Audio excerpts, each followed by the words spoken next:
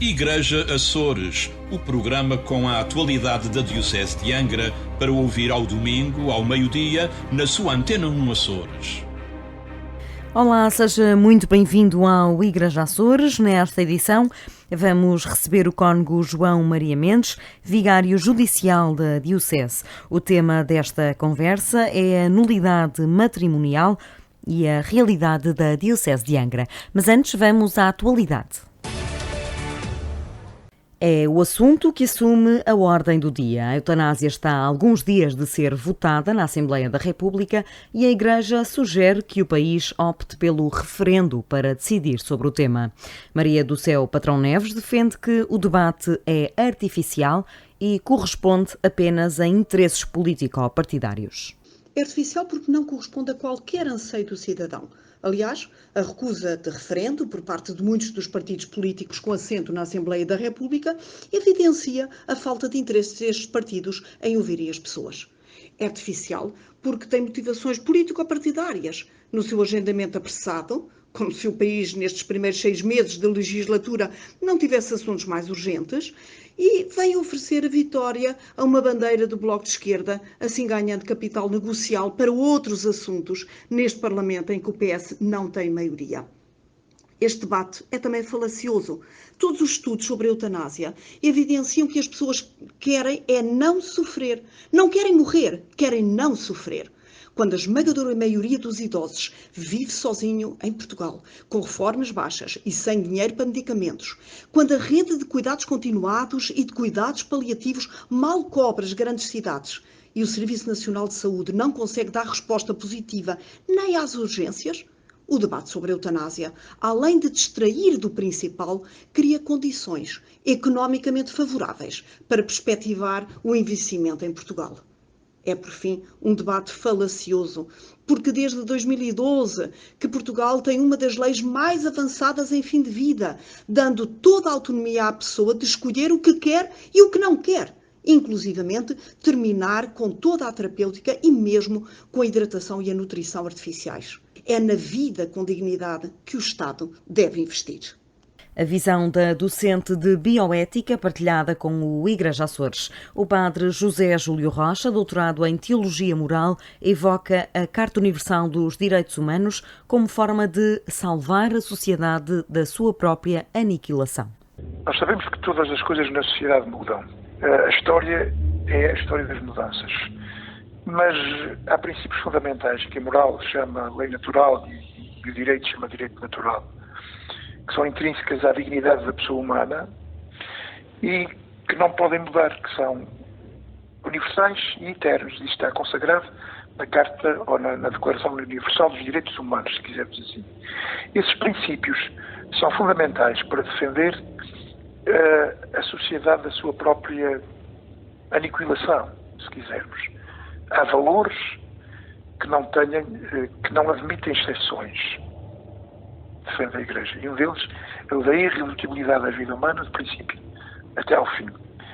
E, portanto, qualquer forma, até das mais benignas, como é o caso da eutanásia, de eliminação de uma vida, portanto, ato positivo de eliminar uma vida, a Igreja não concorda. Quanto à opção referendo, o sacerdote garante que nem essa será a melhor opção. Eu entendo esta questão do referendo como um mal menor. Que a vida não se referenda e também até tanto do lado de quem é contra como do lado de quem é a favor do referendo. É um mal menor, digamos assim, porque para já são questões, não são questões propriamente em que a opinião pública, não é a opinião pública, não é a maioria que está na posse da verdade. Portanto, isso é uma das questões que é difícil referendar. Agora, o referendo serve, sobretudo, para que haja um esclarecimento maior, um debate, uma participação cívica maior dos cidadãos portugueses nesta questão. Para o teólogo, o referendo servirá sim para envolver mais a sociedade numa participação cívica mais ativa no debate, que o sacerdote gostaria que fosse claro e sem tentativas de destruir os argumentos de nenhuma das partes. O Secretariado Diocesano do Movimento da Mensagem de Fátima vai promover, de 20 a 22 de março, um curso que terá lugar no Seminário Episcopal de Angra. O Triunfo do Amor nos Dramas da História é o tema de um curso que o Secretariado Diocesano gostava de ver muito participado, garante Nelson Gonçalves, responsável pelo movimento na Diocese. Nós gostávamos que participasse o máximo número de pessoas possível nesta formação. O nosso público-alvo, digamos assim, é direcionado às pessoas que tenham já algum percurso espiritual na parte da mensagem de Fátima, mas, como disse, está aberto a toda a gente. Será orientado pela irmã Ângela, a irmã Ângela Coelho, que é religiosa da Congregação da Aliança de Santa Maria e vice-postuladora da causa da beatificação da irmã Lúcia. Portanto, é uma pessoa que está muito por dentro da mensagem de Fátima.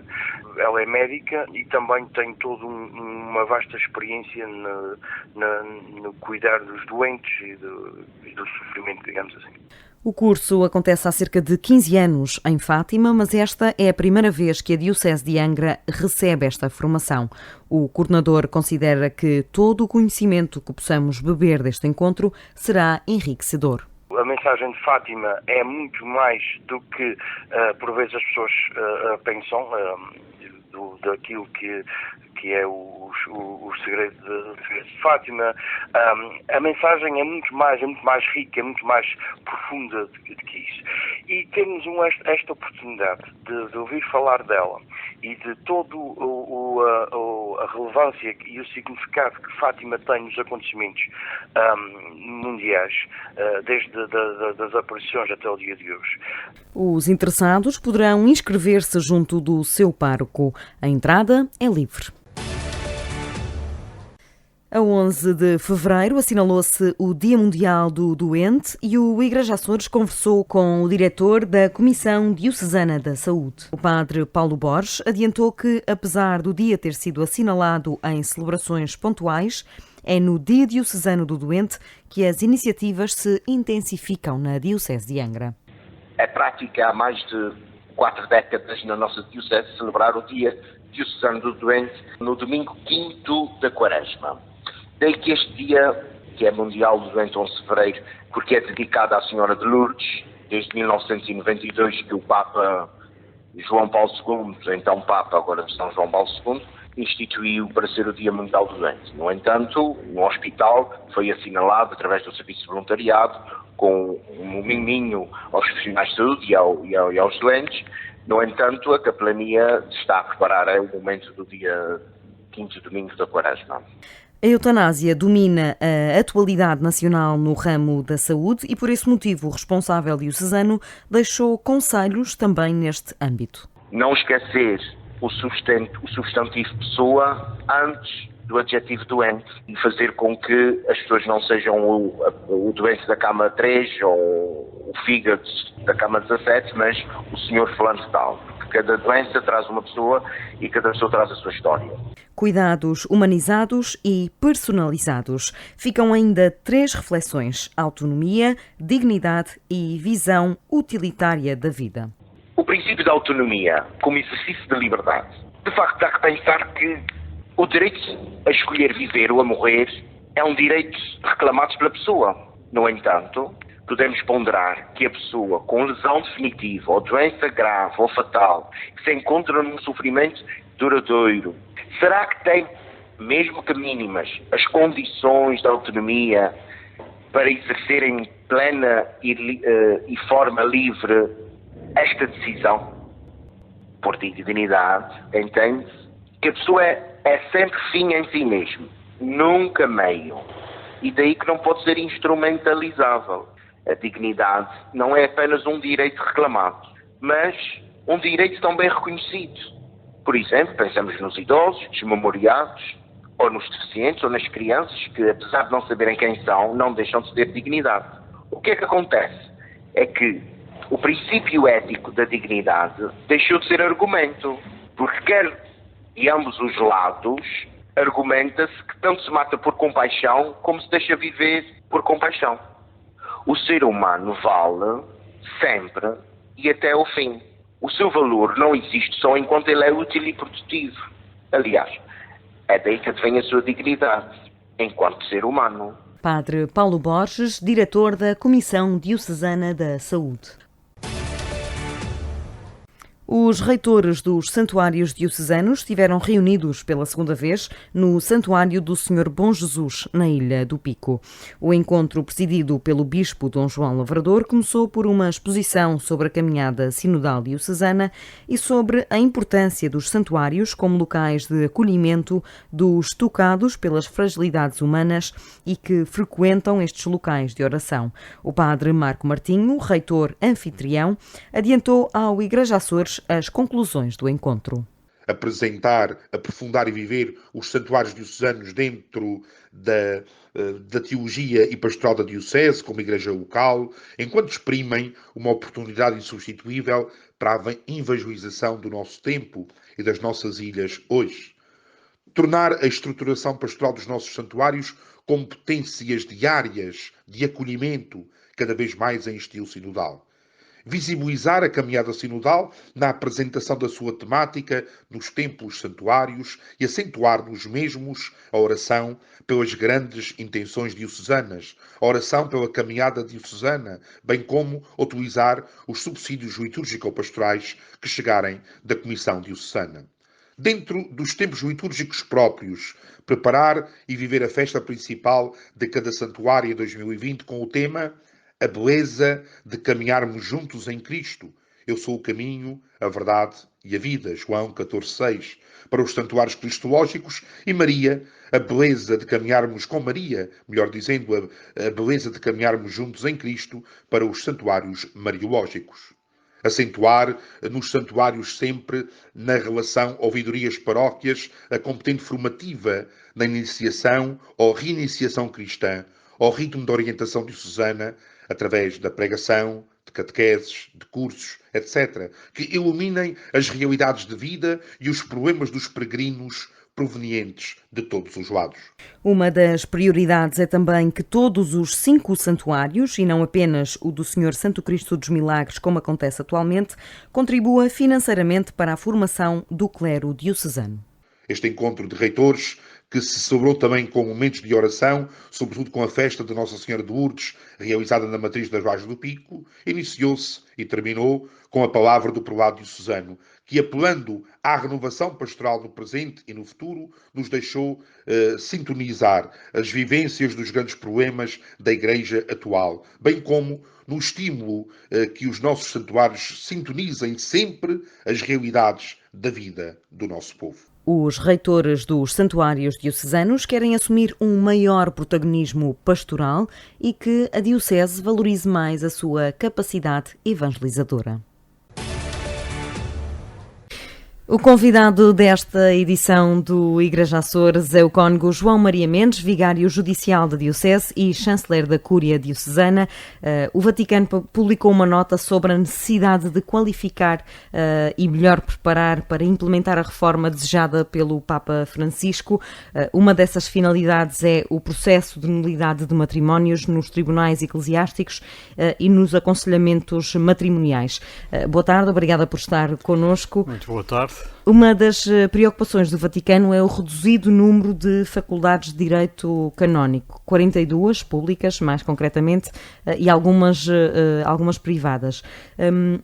O caminho é melhorar estas instituições, a seu ver, ou é preciso mesmo haver mais formas de formar pessoas no direito canónico?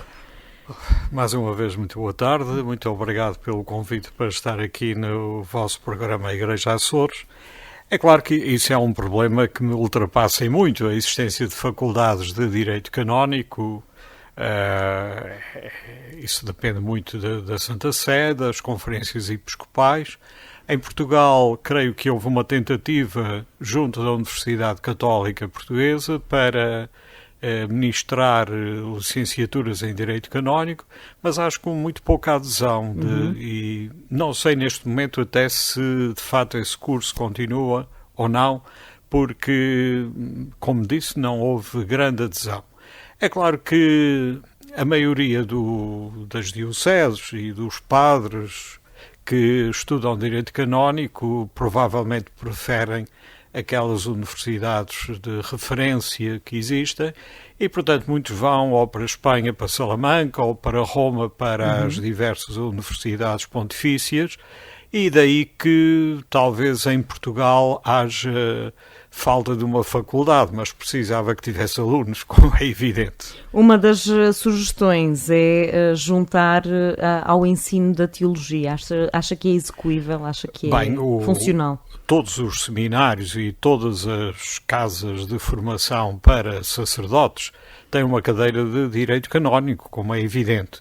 É claro que podemos discutir sempre se ela deve ser mais aprofundada, se deve haver mais horas ou menos horas no currículo, pois depende dos orientadores dessas casas.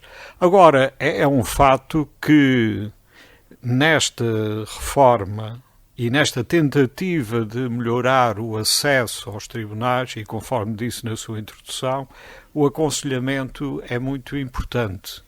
Daí que os seminaristas, os que estão a formar para serem sacerdotes, deviam ter umas noções muito exatas para poderem fazer esse aconselhamento e servirem, se me permite a comparação, quase de advogados nestas causas. Isto é, quando há alguém que tem um problema matrimonial e que quer resolver a sua situação através da nulidade do matrimónio, pois qualquer pároco deveria estar apto a poder aconselhar, a poder até orientar essa pessoa, um homem ou uma mulher, no sentido de fazer o chamado libelo de introdução do processo.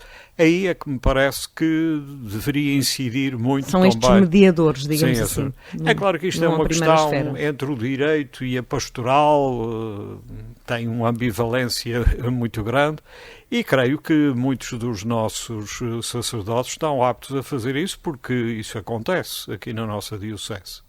Algumas é precisamente sobre a realidade da diocese que vamos focar-nos, mas antes disso alguns números internacionais e nacionais. Em Portugal, 1.192 casamentos foram anulados, aliás, de 1.192 foram anulados 913, na Europa, no geral, 92.298 pedidos para 73.884 declarações de nulidade. Qual é a realidade açoriana? Bem, vejo que está muito bem informada a nível de estatísticas, a nível europeu. Está também neste comunicado do Vaticano. Nós aqui, a nível da diocese, não temos uma quantidade muito grande de processos, digamos assim, no cômputo geral.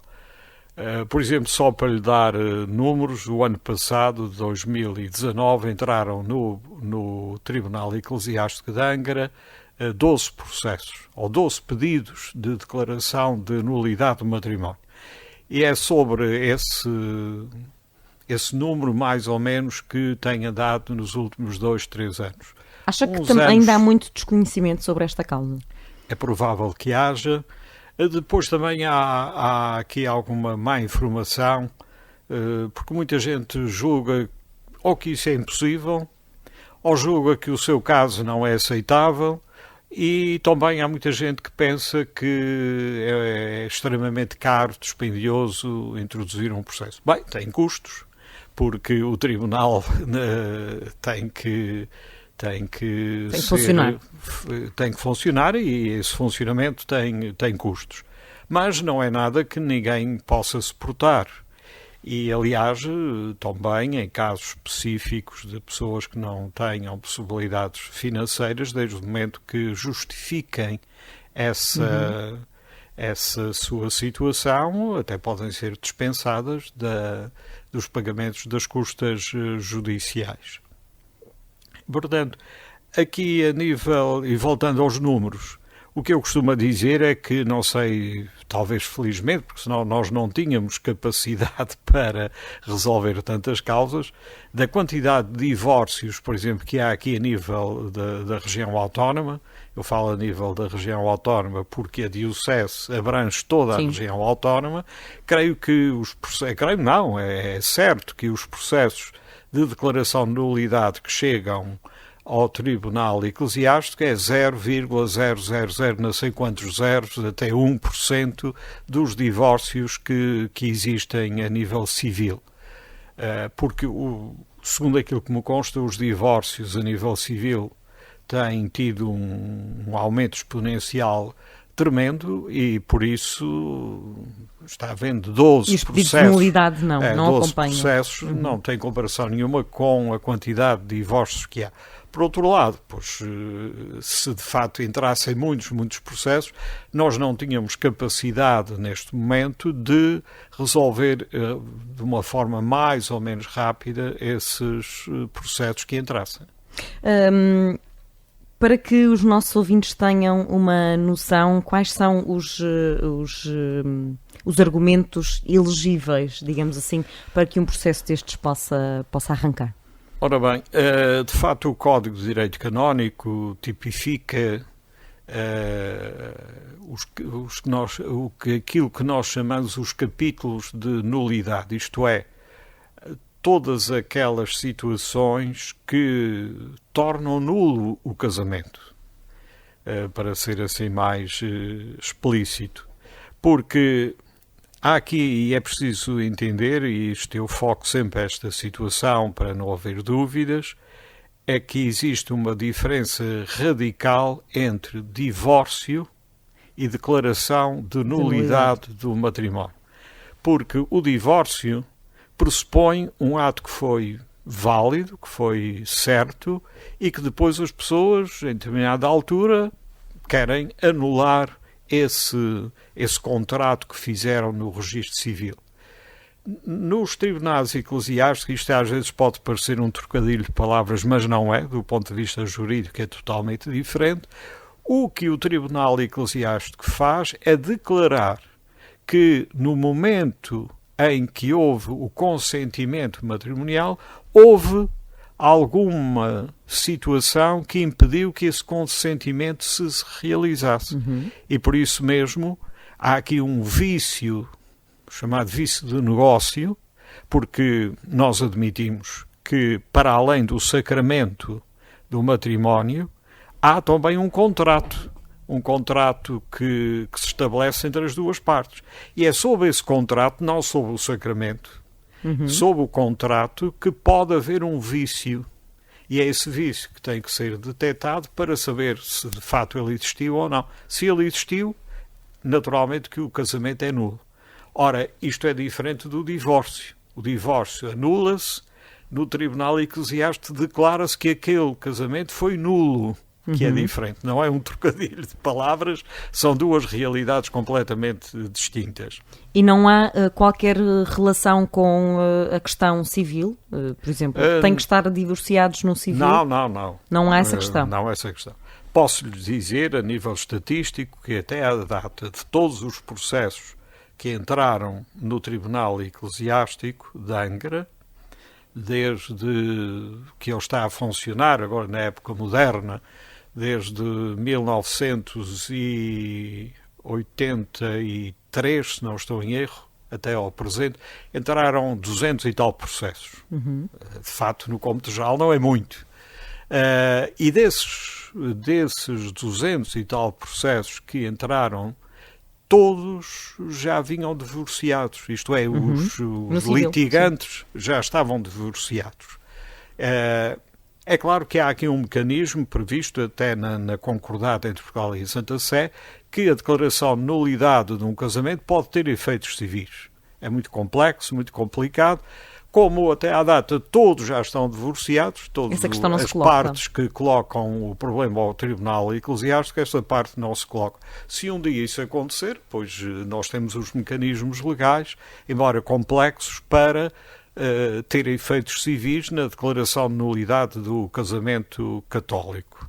É claro que isto incide apenas sobre os casamentos católicos, como é evidente.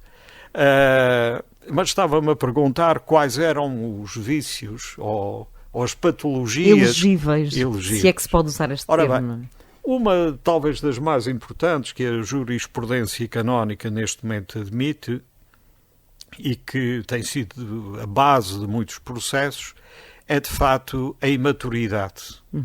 A imaturidade de uma ou das duas partes para assumirem as obrigações do Estado matrimonial.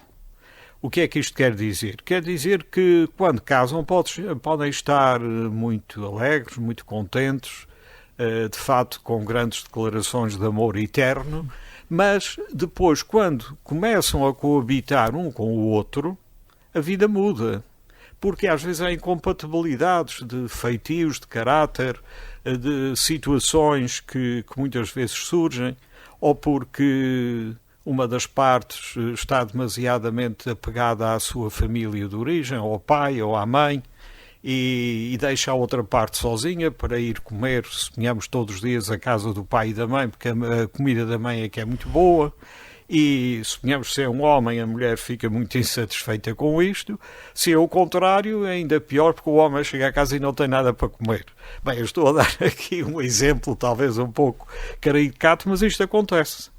Bem, depois há outros casos um pouco mais graves, que podem ser a simulação, mas aí é muito difícil de provar que uma das partes, ele ou ela, está a simular que se quer casar, mas no fundo não quer.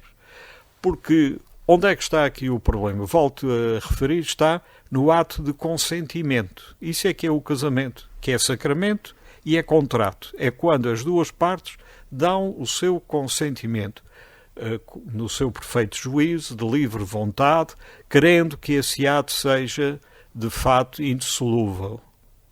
Depois também há o caso se alguma das partes já parte com o propósito de não ter filhos, porque uma das funções, embora hoje em dia a Igreja admita que o casamento não é só para ter filhos, mas também é para o amor e para o bem dos cônjuges, isto é, para o bem dele e dela, mas também aquilo que se chama em latim bonum prole, isto é, para o bem dos filhos, porque também essa é uma das funções do casamento.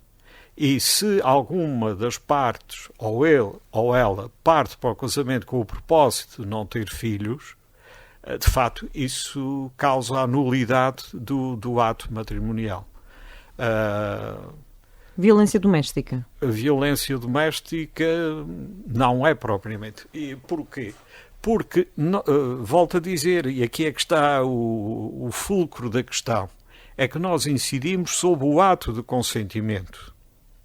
Suponhamos que um homem era pacífico, fez um namoro perfeitamente normal, casou com a sua mulher, porque geralmente a violência doméstica hoje em dia é do homem contra a mulher.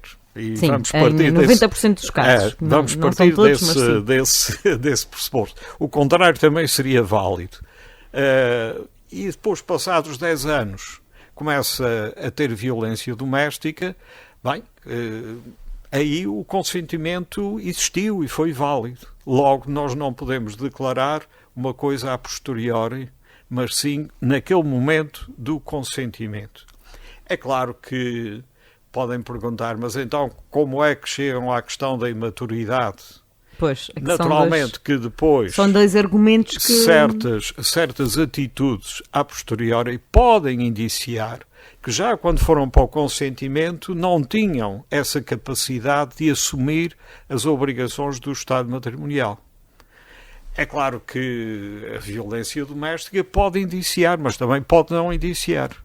Eu dou-lhe o exemplo, não estou a referir números, aqui há uns anos atrás um senhor veio colocar o problema de introduzir o seu processo de declaração de nulidade porque a esposa, a mulher dele, com quem ele se tinha casado catolicamente, tinha-se convertido a uma outra religião que ele não gostava e que fazia pressão sobre ele, etc. e tal.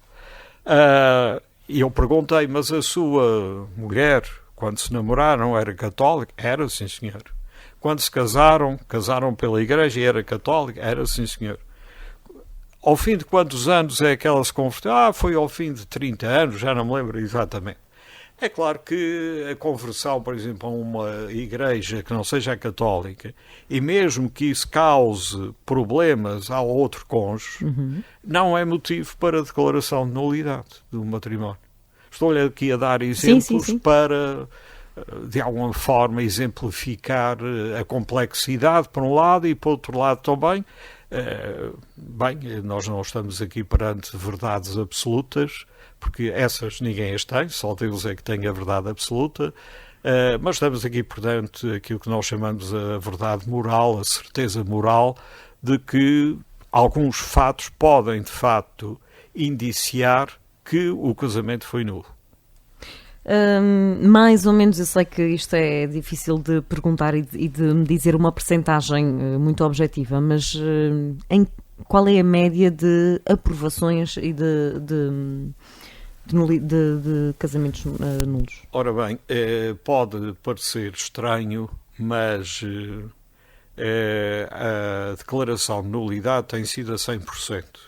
Ok.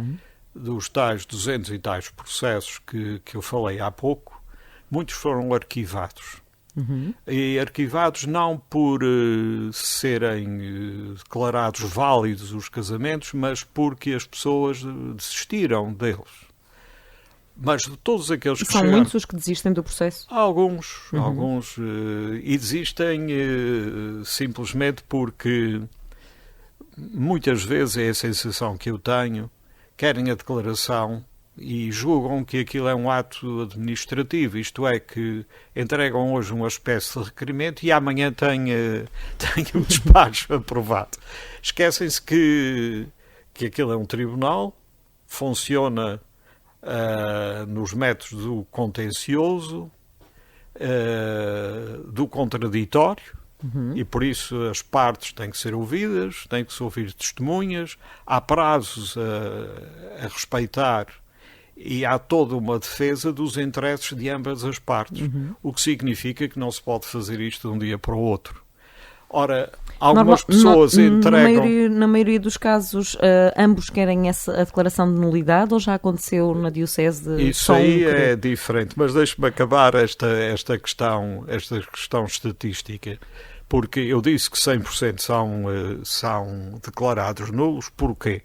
Porque se faz uma espécie de triagem anterior, para não perdermos tempo, não levar as pessoas a uma expectativa que depois pode sair frustrada. Isso também nos tribunais civis litigam conforme querem e entendem. Nós aqui procuramos fazer uma triagem e precisamente os párocos são os primeiros a fazerem esta triagem. Numa conversa que têm com as partes para perceber se de facto há fundamento ou não para a declaração de nulidade, conforme eu expliquei há pouco. Este aconselhamento, Sim. este primeiro Por isso, aconselhamento. quando o processo é entregue no tribunal, já há uma grande expectativa de que ele vai ser declarado nulo. É claro que, eventualmente, em algum caso, pode não ser. Mas aí nós damos sempre a oportunidade às partes ou sobretudo à parte autora, que é aquela que entrega e que quer, para desistir a tempo e horas. Até à data, as coisas têm corrido bem desta forma, para bem de toda a gente, bem das partes ou da parte autora e também para bem do tribunal, para não se ver afogado em processos que depois não dão em nada. Ora, perguntou-me se ambas as partes têm que estar de acordo, têm que querer a nulidade. Não tem que estar de acordo. Há um pouco de tudo, por a experiência que tenho. Há processos em que a parte autora entrega o libelo, o chamado libelo, que é uma espécie de requerimento em que apresenta as razões pelas quais quer declarar nulo o seu casamento. A outra parte, que nós chamamos a parte demandada, é notificada desse pedido de declaração de nulidade, e aí é que há, digamos, 3 tipos de reação. Um primeiro tipo de reação é, de facto, ser contra, porque muita gente julga que nós vamos averiguar da bondade ou da maldade, ou etc. Não, um processo no tribunal eclesiástico, ninguém sai perdedor nem vencedor, porque se for declarado nulo, é para as duas partes. E se for considerado válido, é também para as duas partes, o que significa que ninguém chega ao fim a ganhar ou a perder relativamente à outra parte. Mas há esta noção e, por isso, muitas vezes há a reação negativa de dizer que não quer. Depois há um segundo tipo, que é aceitar. E sim, senhor, eu também quero, colaboro, e aqui há tempos chegou uma carta nesse género a dizer e que seja o mais rapidamente possível, porque eu também quero. E depois há aqueles que são indiferentes, que dizem eu não quero saber de nada disso, não me importo, isso é uma coisa que a parte autora ou ele ou ela querem, eu não me importo, não quero colaborar com nada. Mas esses demoram mais tempo. Não demoram mais tempo, porque aqui também há a noção, talvez, dessa reação, que se não colaborarem que o processo para. Ora, não para porque o Código de Direito Canónico prevê uma situação que se prende com o fato, felizmente, da Igreja não ter um poder coercitivo. Num tribunal civil, se uma parte não quiser colaborar, o juiz pode mandar prendê-la e obrigá-la a ir ao tribunal e a responder. Nós aqui não temos isso. E por isso ninguém também pode ficar prejudicado por uma parte não querer colaborar. E assim a parte demandada é declarada parte ausente no processo e o processo continua. E ela só é notificada no fim se a sentença foi favorável ou se foi desfavorável. Agora, a não colaboração da parte demandada não prejudica em nada o processo. Prejudica no sentido de nós não podermos, digamos, ter o testemunho dessa parte, que é muito importante a gente ouvir as duas partes. Aqui o contraditório é extremamente importante. Mas se a parte demandada não quiser colaborar, pois aí o processo continua. E pode-se dar o contrário, curiosamente, que é a parte autora deixar de querer prosseguir aquele processo por uma razão qualquer, mas a parte demandada pode dizer não, agora quero continuar. E, digamos, ele passa um pouco de parte demandada para a parte autora. Portanto, há todos estes mecanismos e outros que é difícil. Cada caso é um caso. Não é? Estaríamos aqui horas e horas a explicar. Mas, em resumo, é mais ou menos desta forma. Já agora queria dizer, porque falou aí muito bem na simplificação que o Papa queria destes processos. Ora bem, a simplificação maior passou-se neste âmbito. É que até esse decreto do Papa era obrigatório, pelo Código de Direito Canónico, que houvesse 2 sentenças conformes. O que é que isto quer dizer? Quer dizer que um tribunal de primeira instância emitia uma sentença e tinha que a transmitir oficiosamente para o tribunal de segunda instância, que dava também uma sentença. Se ambas fossem conformes, isto é, se fossem iguais, o caso estava resolvido, ou favoravelmente ou negativamente. Isto é dizer que se o Tribunal de Primeira Instância, que neste caso estamos aqui a falar na nossa Diocese, o Tribunal da Diocese de Angra, emitia uma sentença favorável dizendo que aquele casamento era nulo. Logo de seguida, o próprio Tribunal tinha que enviar para o Tribunal de Segunda Instância, que neste caso era o Tribunal do Patriarcado de Lisboa, que é o nosso, e continua a ser o nosso Tribunal de Segunda Instância. Eles só era declarado nulo se esse Tribunal de Segunda Instância voltasse a emitir uma sentença positiva, dizendo este casamento foi nulo. Se houvesse 2 sentenças disformes, aí as partes ainda podem recorrer para uma terceira instância, que é a chamada Rota Romana, que é um tribunal que existe em Roma e que nesse caso aí é que iria dirimir a situação. Se nós disséssemos que sim, o tribunal de segunda instância dissesse que não, ou então o contrário, uma das partes pode sempre recorrer para o tribunal da Rota Romana. Ora bem, a simplificação que o Papa fez foi extinguir essa obrigação de 2 sentenças. Portanto, agora qualquer tribunal eclesiástico pode declarar nulo um casamento E tem autonomia para isso. Tem autonomia para isso, já não é preciso ir a um tribunal de segunda instância. O que simplifica, de facto, muito o processo, tanto em tempo como até em custas. E em paciência também. E em paciência também. É claro que quando chega ao fim um processo em que é emitida uma sentença, tanto favorável como negativa, qualquer uma das partes pode recorrer sempre dela para um tribunal de segunda instância. Isso nunca aconteceu, desde que existe este moto próprio do Papa. 2018, desde 2018. Sim. Nunca aconteceu que qualquer das partes recorresse para o Tribunal de Segunda Instância. O nosso tempo está a esgotar-se, estamos com 27 minutos da nossa conversa, mas havia aqui algumas curiosidades que eu gostaria que colocássemos em cima deste debate. Portanto, estamos a falar de, normalmente, os pedidos homens, mulheres, em termos de género, quem é que está em maioria neste caso? Bem, também não sei. E são estatísticas que de facto não nos preocupa muito, ser homem ou ser mulher. Acontece tudo, acontece alguns casos que são homens que pedem, noutros casos são mulheres. As idades também variam muito. E quais são os argumentos principais? Normalmente é aquilo que eu disse, que é a incapacidade de assumir as obrigações do estado matrimonial, a imaturidade das partes, porque quando casam julgam que é outra parte que vai ser muito boa, muitas vezes até detectam, isto é um caso até de psicologia, detectam algumas falhas, mas têm sempre a ideia que quando casarem aquilo vai mudar. E depois não muda. Isto normalmente não agrava-se, não é? Ou agrava-se e... Agora, estatisticamente, idades e se são mais homens ou mulheres, francamente, neste momento não sei. Sei que nós temos processos que foram introduzidos por homens e há processos introduzidos por mulheres. Há pessoas mais novas, pessoas de mais idade.